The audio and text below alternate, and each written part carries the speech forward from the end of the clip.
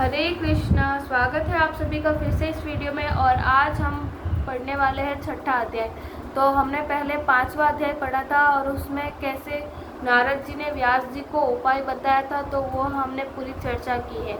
और आज हम पढ़ने वाले हैं छठा अध्याय। तो छठा अध्याय कुछ इस तरह से है, नारद जी के पूर्व चरित्र का शेष भाग। तो फिर से शुरू करते हैं। हरे कृष्णा कृष्ण कृष्ण हरे हरे, हरे राम राम राम हरे हरे। तो श्री सूत जी कहते हैं, सौनक जी, देवर्षि नारद के जन्म और साधना की बात सुनकर सत्यवती नंदन भगवान श्री व्यास ने उनसे फिर यह प्रश्न किया। व्यास जी ने पूछा, नारद जी, जब आपको ज्ञानोपदेश करने वाले महात्मा गण चले गए तब आपने क्या किया? उस समय तो आपकी अवस्था बहुत छोटी थी। स्वयंभू आपकी शेष आयु किस प्रकार व्यतीत हुई और मृत्यु के समय आपने किस विधि से अपने शरीर का परित्याग किया? देवर्षि, काल तो सभी वस्तुओं को नष्ट कर देता है। उसने आपकी इस पूर्व कल्प की स्मृति का कैसे नाश नहीं किया? श्री नारद जी ने कहा, मुझे ज्ञानोपदेश करने वाले महात्मा गण जब चले गए तब मैंने इस प्रकार अपना जीवन व्यतीत किया। यद्यपि उस समय मेरी अवस्था बहुत छोटी थी। मैं अपनी माँ का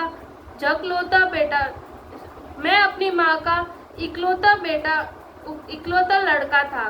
एक तो वह स्त्री थी, दूसरे मूढ़ और तीसरे दासी थी। मुझे भी उसके सिवा और कोई सहारा न था। उसने अपने को मेरे स्नेह पास से जकड़ रखा था। वह मेरे योग क्षेम की चिंता तो बहुत करती थी, परंतु पराधीन होने के कारण कुछ न कर पाती थी। जैसे कठपुतली नचाने वाले की इच्छा के अनुसार भी नाचती है, वैसे ही यह सारा संसार ईश्वर के अधीन है। मैं भी अपनी माँ के स्नेह बंधन में बंधकर उस ब्राह्मण बस्ती में ही रहा। मेरी अवस्था केवल 5 वर्ष की थी। मुझे दिशा, देश और काल के संबंध में कुछ भी ज्ञान नहीं था। उस दिन की बात है, मेरी माँ गौ दूने के लिए रात के समय घर से निकली। रास्ते में उसके पैर से सांप छू गया। उसने उस बेचारी को डस लिया। उस सांप का क्या दोष? काल की ऐसी प्रेरणा थी। मैंने समझा, भक्तों का मंगल चाहने वाले भगवान यह भी एक अनुग्रह ही है। इसके बाद मैं उत्तर दिशा की ओर चल पड़ा। उस और मार्ग में मुझे अनेकों धन धान्य से संपन्न देश, नगर, गांव, अहीरों की चलती फिरती बस्तियां, खाने, खेड़े, नदी और पर्वत के तटवर्ती पड़ाव, वाटिकाएं, वन उपवन और रंग बिरंगी धातुओं से युक्त विचित्र पर्वत दिखाई पड़े। कहीं कहीं जंगली वृक्ष थे जिनकी बड़ी बड़ी शाखाएं हाथियों ने तोड़ डाली थी। शीतल जल से भरे हुए जलाशय थे जिनमें देवताओं के काम में आने वाले कमल थे। उन पर पक्षी तरह तरह की बोली बोल रहे थे और भैरव मंडरा रहे थे। यह सब देखता हुआ मैं आगे बढ़ा। मैं अकेला ही था। इतना लंबा मार्ग तय करने पर मैंने एक घोर गहन जंगल देखा। उसमें नरकट, बाज, सेठा, कुश, कीचक आदि खड़े थे। उसकी लंबाई चौड़ाई भी बहुत थी और वह सांप, उल्लू, सियार आदि भयंकर जीवों का घर हो रहा था। देखने में बड़ा भयानक लगता था। चलते चलते मेरा शरीर और इंद्रिय शिथिल हो गई। मुझे बड़े जोर की प्यास लगी। भूखा तो था ही। वहाँ एक नदी मिली। उसके कुंड में मैंने स्नान, जलपान और आचमन किया। इससे मेरी थकावट मिट गई। उस विजन वन में एक पीपल के नीचे आसन लगाकर मैं बैठ गया। उन महात्माओं से जैसा मैंने सुना था, हृदय में रहने वाले परमात्मा के उसी स्वरूप का मैं मन ही मन ध्यान करने लगा। भक्ति भाव से वशीकृत चित्त द्वारा भगवान के चरण कमलों का ध्यान करते ही भगवत प्राप्ति की उत्कट लालसा से मेरे नेत्रों में आंसू छलछला आए और हृदय में धीरे धीरे भगवान प्रकट हो गए। व्यास जी, उस समय प्रेम भाव के अत्यंत उद्रेक से मेरा रोम रोम पुलकित हो उठा। हृदय अत्यंत स्थान और शीतल हो गया। उस आनंद की बाढ़ में ऐसा डूब गया कि मुझे अपना और ध्येय वस्तु का तनिक भी भान न रहा। भगवान का वह अनिर्वचनीय रूप समस्त शोकों का नाश करने वाला और मन के लिए अत्यंत लुभावना था। सहसा उसे न देख मैं बहुत ही विकल हो उठा। अनमना सा होकर आसन से उठ खड़ा हुआ। मैंने उस स्वरूप का दर्शन फिर करना चाहा, किंतु मन को हृदय में समाहित करके बार बार दर्शन की चेष्टा करने पर भी मैं उसे नहीं देख सका। मैं अतृप्त के समान आतुर हो उठा।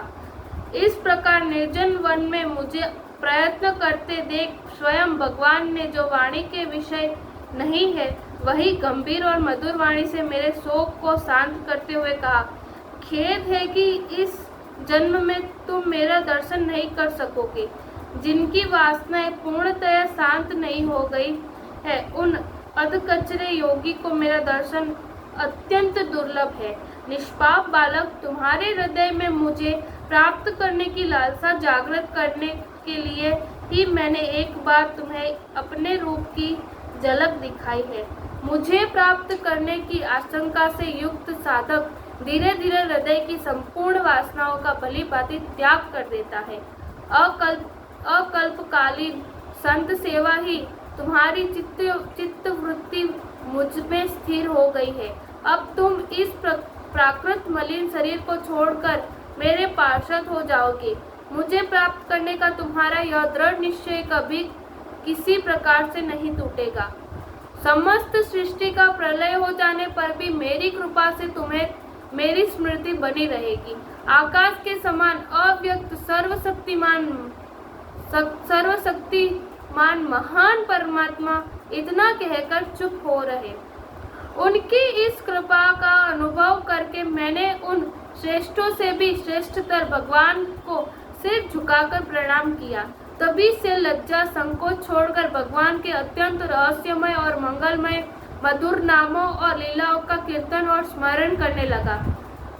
सुरपह और मद मत्सर मेरे हृदय से पहले ही निवृत्त हो चुके थे। अब मैं आनंद से काल की प्रतीक्षा करता हुआ पृथ्वी पर विचरने लगा।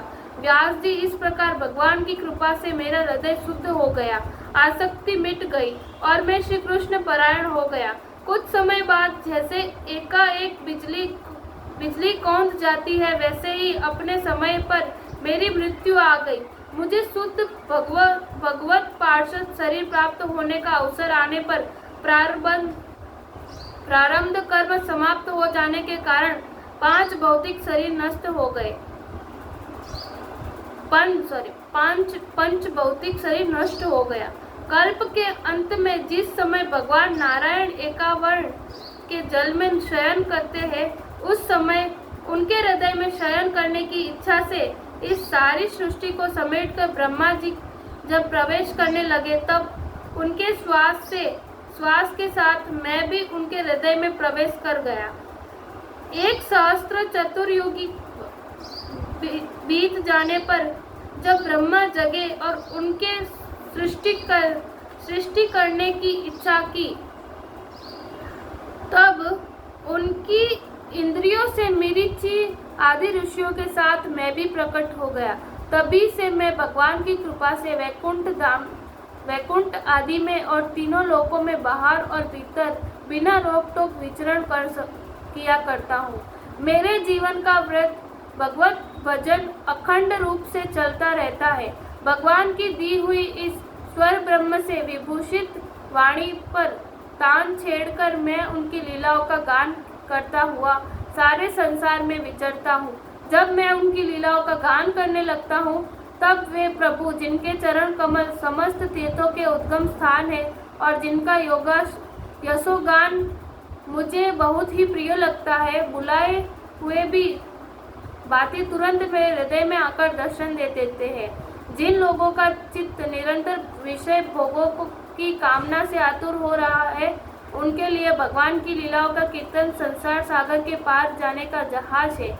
यह मेरा अपना अनुभव है।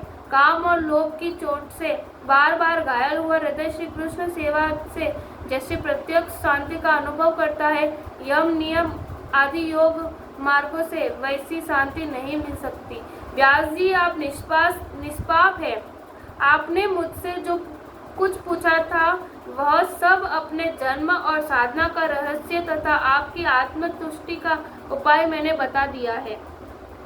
श्री सूत जी कहते हैं, सौनक आदि ऋषियों देवर्षि नारद ने व्यास से इस प्रकार कहकर जाने की अनुमति ली और वीणा बजाते हुए स्वच्छंद विचरण करने के लिए वे चल पड़े। ये देवर्षि नारद धन्य है, क्योंकि ये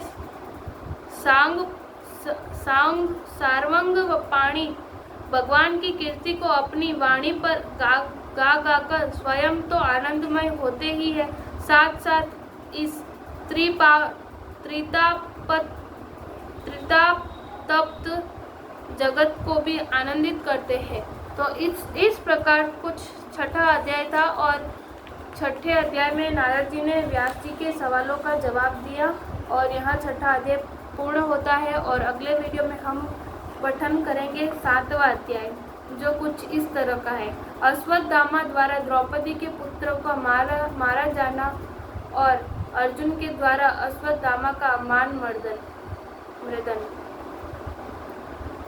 तो यहाँ तक हमने छठे अध्याय का अध्ययन किया है। तो चलते हैं। हरे कृष्ण कृष्ण कृष्ण हरे हरे, हरे राम राम राम हरे कृष्ण।